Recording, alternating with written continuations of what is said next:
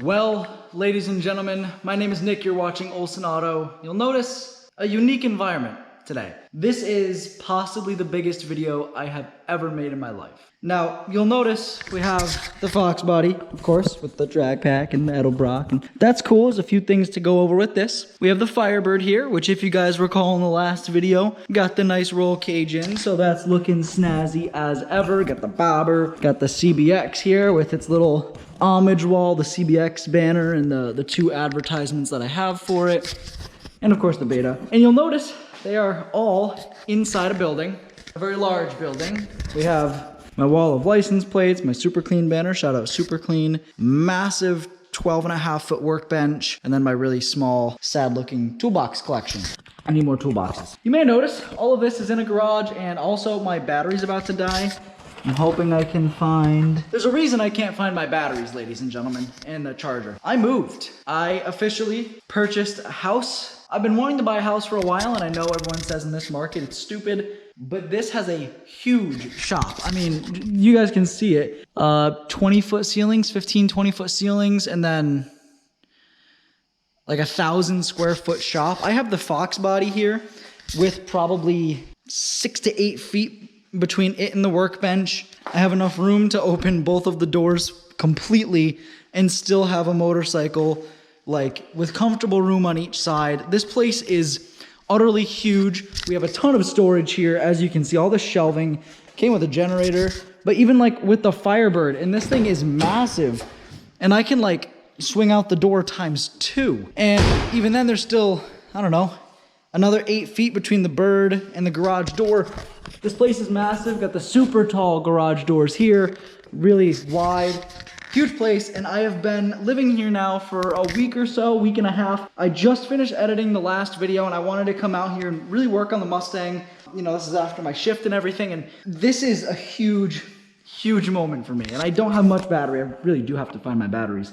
But this is an unbelievably huge moment for me, and I really wanted to share it with you guys, but it took me a while to get everything here, get everything moved in, get some of my stuff hung up on the walls, my old racing number plates, the beauty herself. We're gonna be mostly working on the Mustang today in this video. A few other little things to be done, but I will say, it runs now, and you're gonna hear it, and it sounds nasty in the best way possible. There's a lot of work to be done in this shop. You guys can see there used to be water damage up on the tiles. Since then, it got a brand new metal roof, so that's not a problem. Am I going to put a lift in? I don't know, but I can do this now. And half the reason I'm out here working on the Mustang is because I can be. It's 10 o'clock at night. I'm inside. It could be downpouring outside, and it doesn't matter. And I'm sure a lot of you guys who watch these videos probably grew up with garages, or your parents had a shop, and that's why you're into cars.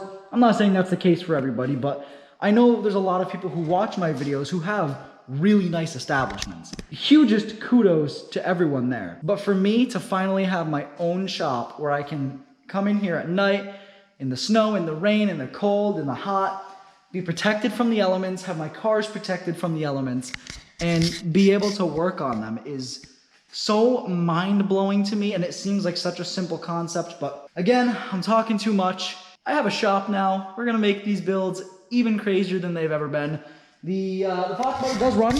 I'm currently working on getting it a cooling system. We're going to start it up in just a bit. I'll go over what was wrong with it in a few moments here. Currently just going through, adding all the pulleys and bells and whistles. You'll notice some new plug wires, so those are cool. They're gray, they match everything. Love it. Let's work on the Foxbody. I've been cranking away on the Mustang. I didn't film any of it because a lot of it is looking through old hardware. I mean, half of this might be Ford. Half of this might be Firebird. I don't know, but it's all American hardware and it bolts up and it looks good and it works. A bolt is a bolt. I am not going for numbers matching. I figured that was pretty apparent when I slapped the biggest Edelbrock intake I could find on it. I just hooked up the battery. Obviously there's no belt on this and there's a few bolts missing in addition to one pulley, but now that I think about it, I don't know why I need it, but whatever. I'll throw it on there tomorrow. It's actually that one on the ground, and then there's a little bracket, but for the most part, all of these accessories, alternator, ready to go. Power steering's hooked up. I just want to quickly start this thing. Honestly, just so I can hear it. I had to drop the column because what was wrong with it was actually this little ignition switch in here. It's a little plastic and metal plug. They're known for the plastic to separate from the metal. I also put a new lock cylinder in here. I'll go over what was wrong with it in just a second.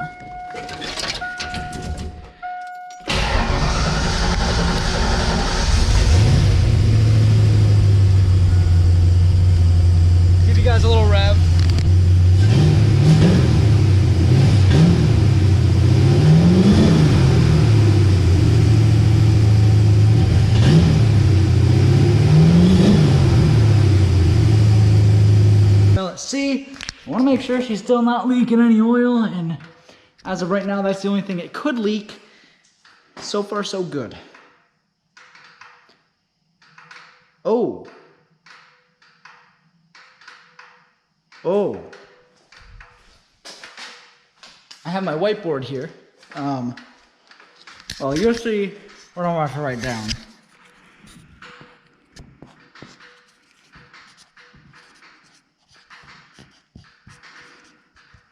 I don't have any of that. Okay, so basically a complete and total lack of filming. The last thing I filmed was actually unrelated. You guys can see that giant chunk there. You probably can't make out what it is. That's cool because that's the next video.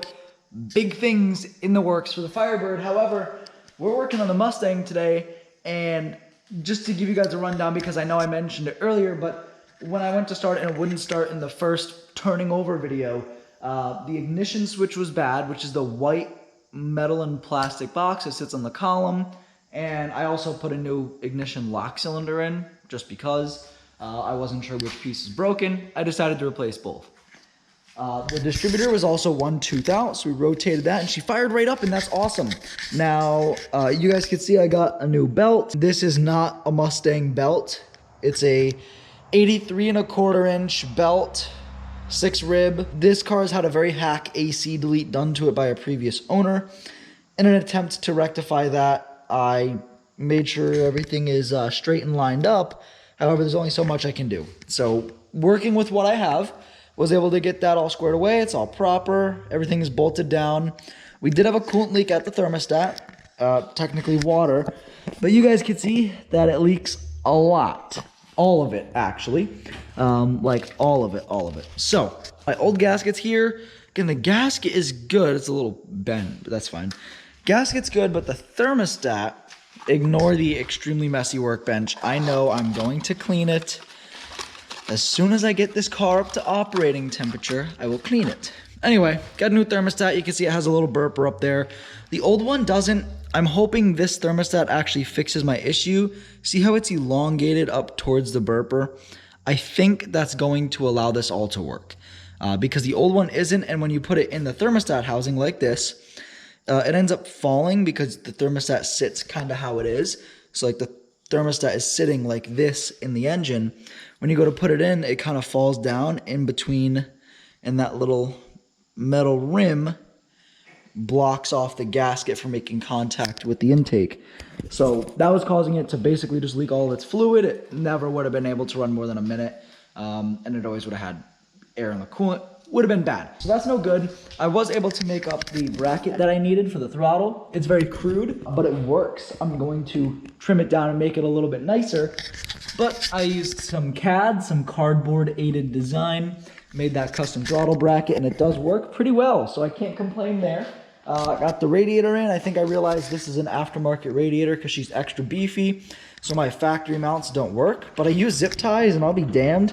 It's a little loose, but it's in there. This is bolted down on the top, so that, you know, the shroud is good. This is cracked, so I need a new one of those, but the cooling system's gonna get an overhaul at some point. I'm gonna go electric fans because clutch fans are boomer stuff anyway. So that's kind of where we're at. Let's get this thing up to operating temperature. I want to give her some beans. I want to hear how she sounds, and then I just have to do the brakes, and it can drive. Well, I don't have a seat, so I need to get a seat. And then it can drive. Okay, so I put some, I put like 2.5 to 2.75 quarts in the manual transmission, the T5. It calls for right around 3 from what I've seen, and it's supposed to be one of those weep holes where you fill it up until it comes back out. It didn't start coming back out, and to be honest, I'm not driving it yet. I just wanted to make sure there was at least something in there for when I go to run this.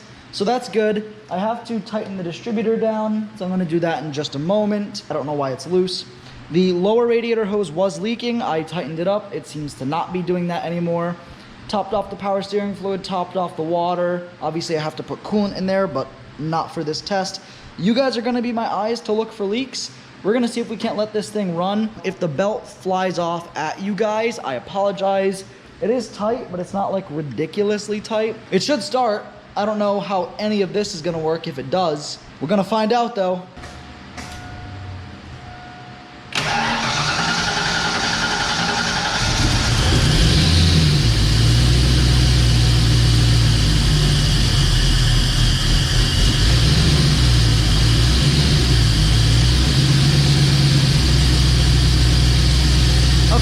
Dumping power steering fluid.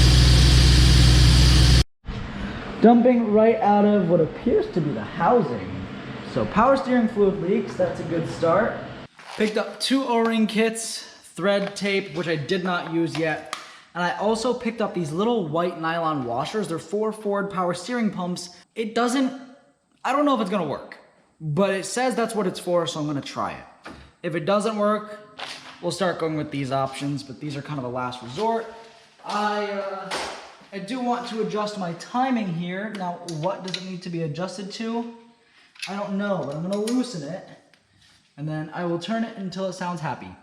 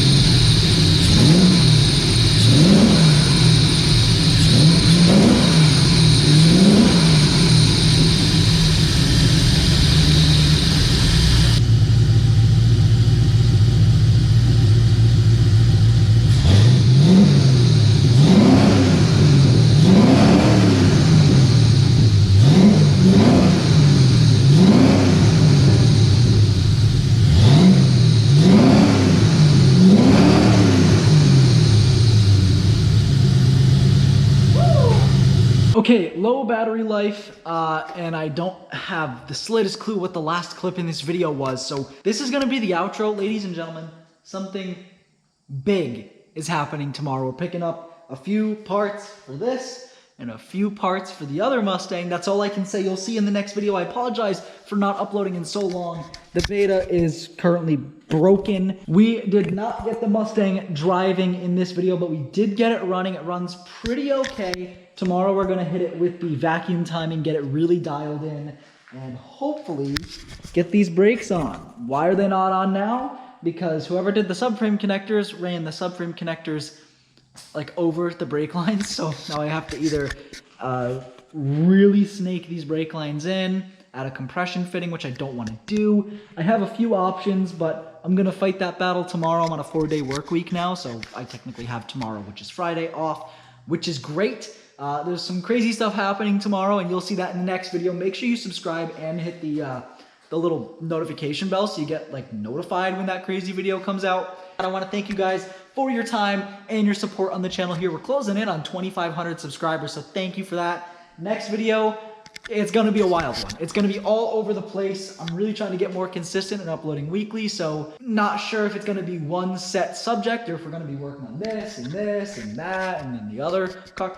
I have a lot of cars, I have a lot of projects, and I really want to make more videos, so we're just going to start doing it. I want to thank you guys again for watching this video. Make sure you hit that like button. This thing is going to drive very, very, very soon, and when I say very soon, I mean very soon, so stay tuned. But wraps it up for this one. See you in the next video.